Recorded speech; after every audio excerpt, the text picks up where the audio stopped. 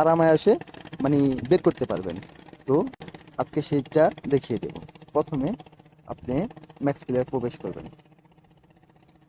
প্রবেশ করার পরে তো আপনি এই উপরে এখানে একটু স্ক্রল করবেন।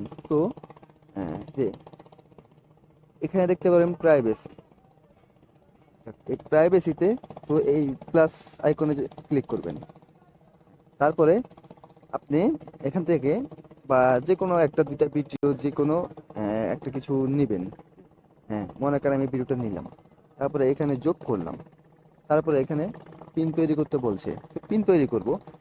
এখানে পিন হবে, এই আপনার মন মতন পিন দিবেন আর কি, যেটা আপনার সহজ হয়। যেমন 1 2 1 2 এ 4টা পিন দিলাম। আবারও কনফার্ম করতে বলতেছে, তো একটা দুইটা তিনটা চারটা আবার কনফার্ম করে দিলাম। তো এখানে আমার একটা ইমেল লিখতে হবে। তো ইমেলটা না লিখলেও হয়। তো ইমেল লেখার উদ্দেশ্য হলো যে আমি যেহেতু এগুলো যদি হারিয়ে যায় বা এই অ্যাপটা যদি ডিলিট হয়ে যায়, তো আমি এই ইমেলটা আবার এইভাবে এসে ইমেলটা দিলে তো আমার সে মানে ইয়েগুলো মানে যে ভিডিওগুলো রেখেছিলাম সেই ভিডিওগুলো আমি আবার ফেরত পাবো।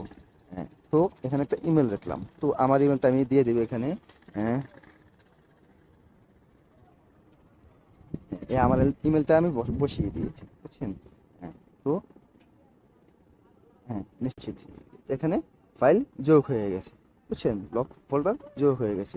তো এখানে চাইলে আমরা এটা আবার বেরও করে দিতে পারি, যে এটা আমি আবার এই লক ফোল্ডার থেকে বের করে দেবো। তো এখানে আনলক আছে, এখানে ক্লিক করলে সুন্দর বের হয়ে গেছে। তো আমি আবার যদি এখানে আবার যোগ করতে চাই, তো এখানে যোগ করব। এই যে এখান থেকে একটা দুইটা তিনটা চারটা এরকম ইত্যাদি যোগ করতে পারবেন খুব সহজ সংক্ষেপে, বুঝছেন? কোনো ঝামেলা হবে না। এই যে এখানে চারটা যোগ হয়ে গেল। আবার চাইলে এখান থেকে অনায়াসে ডিলিটও করে দিতে পারি, এখানে ডিলিট অপশন আছে, এখানে ডিলিটও করে দিতে পারি। যাক, সেটা আমার প্রয়োজন নেই।